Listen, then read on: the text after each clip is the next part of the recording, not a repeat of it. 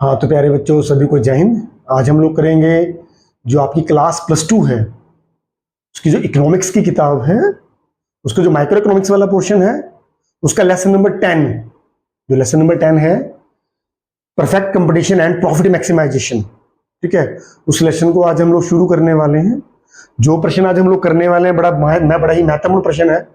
कहीं ना कहीं मेरे बेटा जो आपके फाइनल एग्जाम है, लगभग प्रत्येक वर्ष अगर आप पुराने पेपर उठाकर देखेंगे तो लगभग जो प्रत्येक वर्ष ये प्रश्न क्या है आपका पूछा जाता रहा है। ठीक है, तो बेटे शुरू करते हैं इस प्रश्न को। पहला क्या है, perfect competition and important form of the market. ये पूर्ण प्रतियोगिता बाजार का एक महत्वपूर्ण स्वरूप। अब पूर्ण प्रतियोगिता क्या होता है बेटे?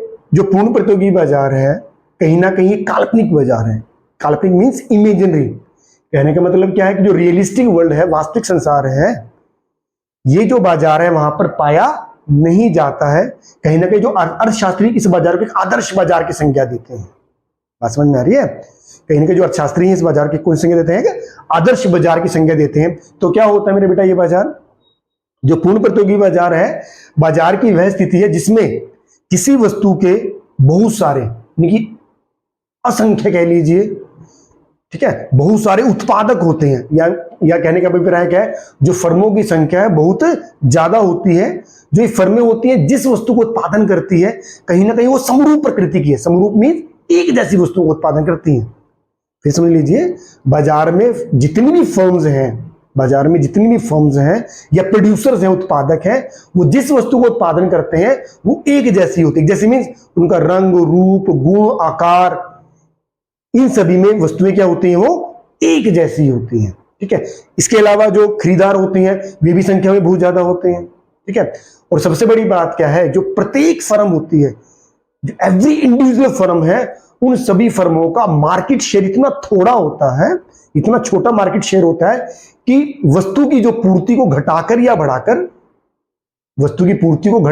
बढ़ाकर जो बाजार की पूर्ति है वो उसको प्रभावित नहीं कर सकती। ठीक है ना, जो बाजार की पूर्ति को प्रभावित नहीं कर सकती, इसका मतलब क्या, बाजार में वो कीमत को प्रभावित भी नहीं कर सकती। तो कहीं पे जो फर्म्स होती हैं इस बाजार में वो प्राइस टेकर हैं, कीमत स्वीकारक हैं। कीमत स्वीकारक मींस जो वस्तु की कीमत होती है वो बाजार के द्वारा निर्धारित होती है। बाजार में कौन निर्धारित करता है? बाजार की जो मांग और पूर्ति की शक्तियां होती हैं, क्योंकि जो डिमांड और सप्लाई की जो फोर्सेज हैं कहीं ना कहीं बाजार में किसी वस्तु की कीमत को निर्धारित करती है। कहने का अभिप्राय क्या है, पूर्ण प्रतियोगी बाजार में उत्पादक जो वस्तुएं पैदा करता है अपनी शर्तों पर अपनी कीमत पर अपनी वस्तुओं को नहीं बेच सकता है। उसको वस्तुएं उसी कीमत पर बेचनी पड़ती हैं जो वस्तु की कीमत बाजार में मांग और पूर्ति शक्तियों ने निर्धारित की है। ठीक है मेरे बेटा, उम्मीद है मेरे बेटा आपको समझ में आया होगा। इसके अलावा दो मार्केट हो रहे हैं। मोनोपोली है। मोनोपोली क्या होता है? एकाधिकार होता है। वैसे सिलेबस से काट दिया गया है, फिर भी थोड़ा हल्का समय बता देता हूं। मोनोपोली क्या होता है? मोनोपोली बाजार की वह स्थिति होती है जिसमें किसी वस्तु का एक सिंगल प्रोड्यूसर है। सिंगल प्रोड्यूसर मींस क्या? एक ही उत्पादक होता है। जैसे हम लोग देखते हैं भारत में आपका जो रेलवे है, रेलवे में सरकार के आधिपत्य में, सरकार का कंट्रोल है, मतलब सरकार की क्या मोनोपोली है। ओके, मोनोपोली मींस कहीं ना कहीं जो विक्रेता होता है, जो वस्तु पैदा करने वाला होता है, बाजार में वस्तु की कीमत को स्वयं निर्धारित करता है। क्यों? क्योंकि बाजार में कंपटीशन नहीं है उसके साथ। जबकि पूर्ण प्रतियोगिता में बाजार में क्या होता है, जो वस्तुएं का जो उत्पादन करने वाली फर्म्स होती हैं उनमें बहुत सारा कंपटीशन है, परफेक्ट कंपटीशन रहता है उनमें।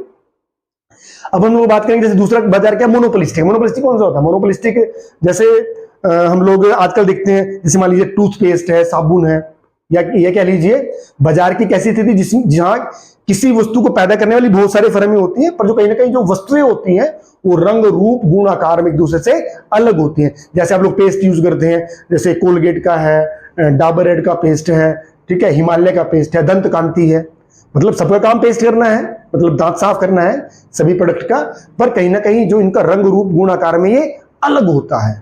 ठीक है, ये आपका मोनोपोलिस्टिक मार्केट होता है। इसमें भी कीमत कौन निर्धारित करता है? कहीं ना कहीं जो उत्पादक होता है, जो वस्तुएं प्रोड्यूस करता है, वो अपने वस्तुएं कीमतें स्वयं निर्धारित करते हैं। यानी कहने का अभिप्राय क्या है, जो मोनोपोली और मोनोपोलिस्टिक मार्केट होती है, इन दोनों बाजारों में जो उत्पादक होता है, प्रोड्यूसर्स होता है, अपने उत्पाद की कीमतों को स्वयं निर्धारित करता है।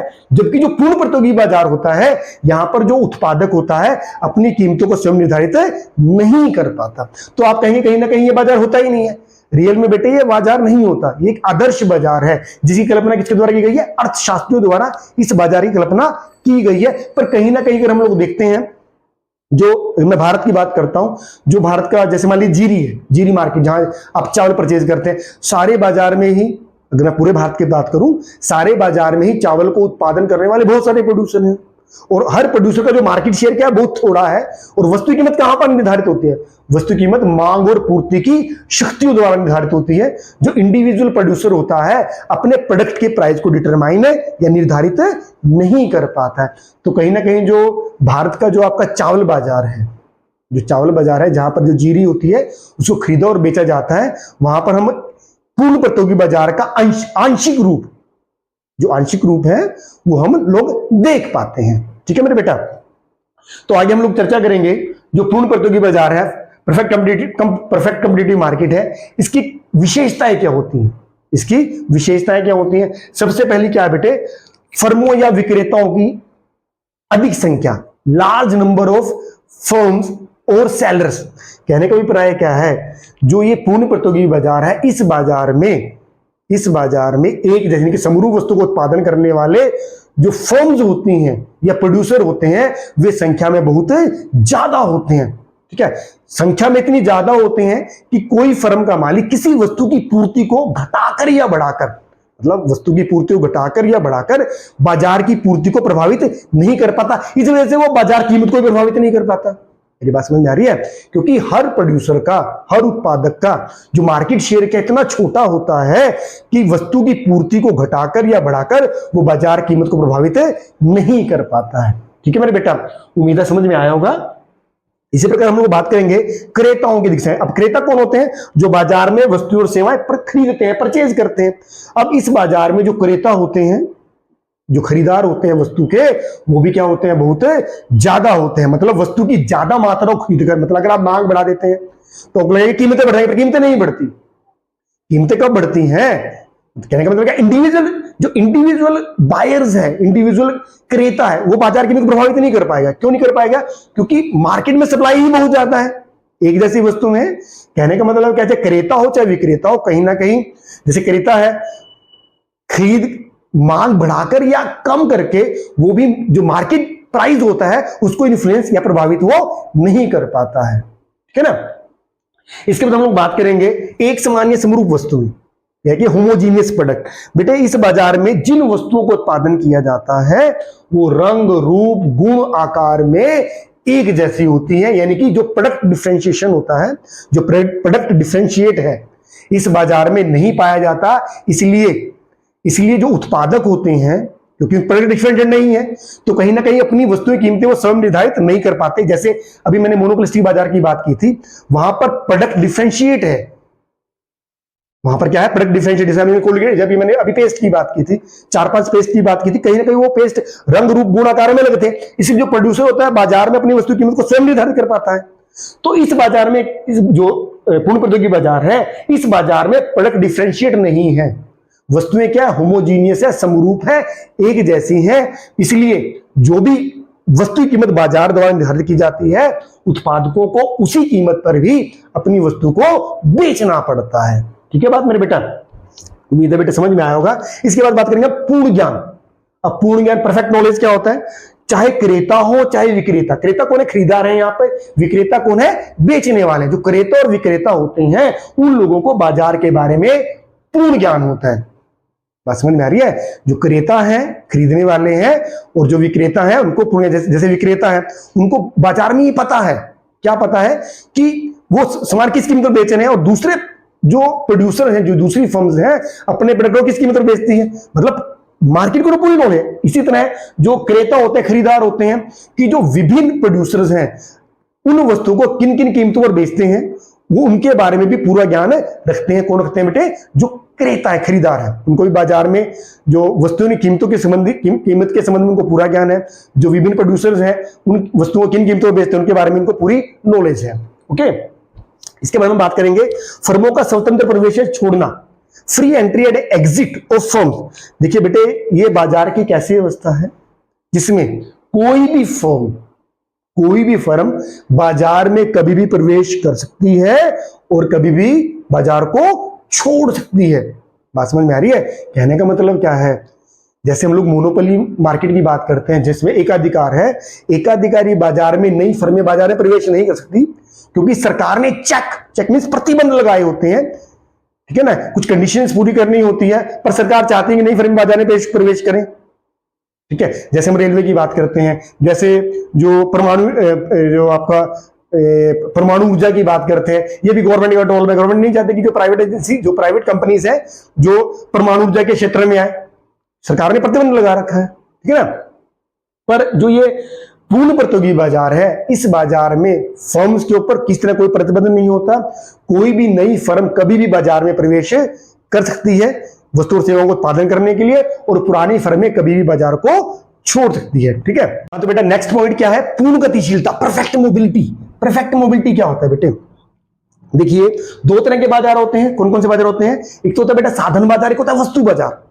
वस्तु बाजार क्या होता है? वस्तु बाजार वहां होता है जहां पर वस्तुओं का क्रय और विक्रय होता है, मतलब कहने का कि वह बाजार जहां पर वस्तुओं को खरीदा और बेचा जाता है। साधन बाजार क्या होता है? साधन बाजार जो उत्पादन के साधन होते हैं, जहां पर उत्पादन के साधनों को खरीदा और बेचा जाता है, उसको बोलते हैं साधन बाजार होते हैं। अब यहां पर परफेक्ट मोबिलिटी का मतलब क्या होता है? पूर्ण गतिशीलता का मतलब क्या होता है?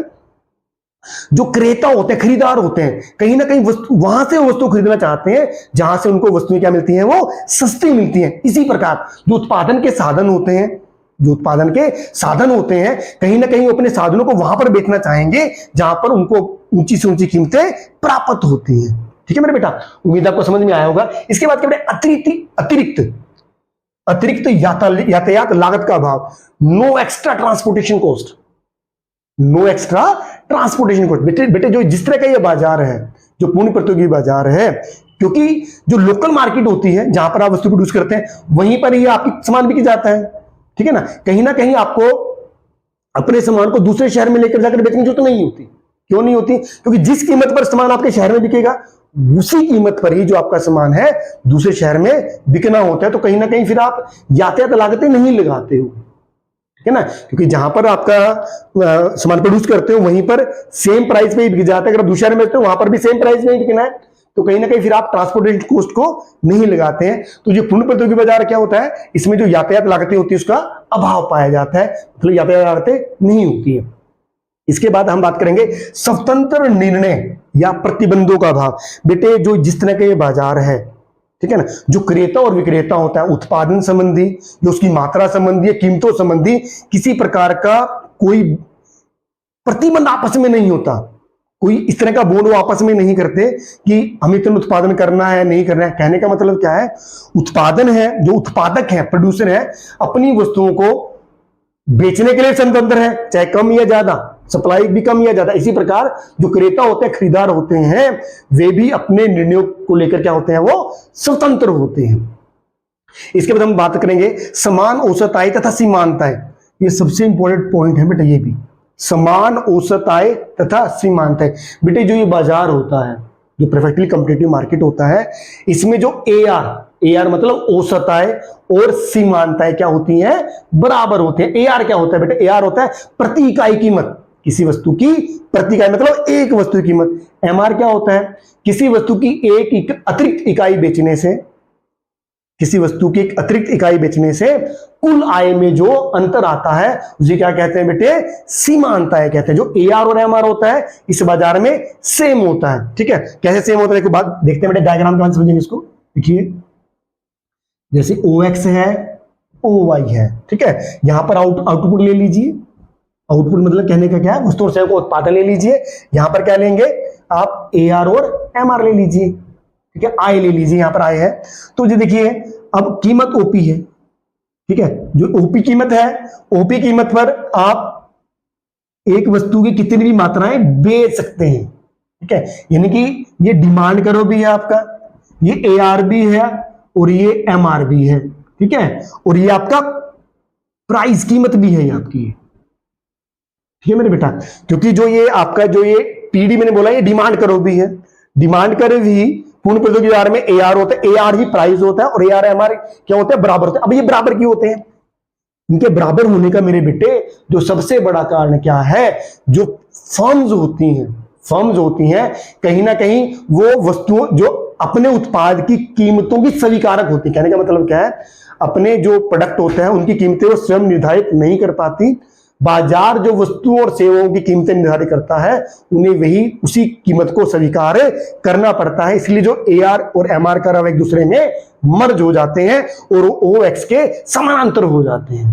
ठीक है मेरे बेटा, जब भी एग्जाम में प्रश्न आता है अपने इस फॉर्मूले के साथ डायग्राम भी जरूर बनाना है ताकि आपके अच्छे नंबर आ सके। ठीक है, तो बेटे ये प्रश्न पूरा हो चुका है। उम्मीद है मेरे बेटा आपको ये प्रश्न समझ में आ गया होगा। अगर नहीं आया होगा तो एक दो बार अगर आप ध्यान से सुनेंगे तो आपके आसानी से आ जाएगा। धन्यवाद।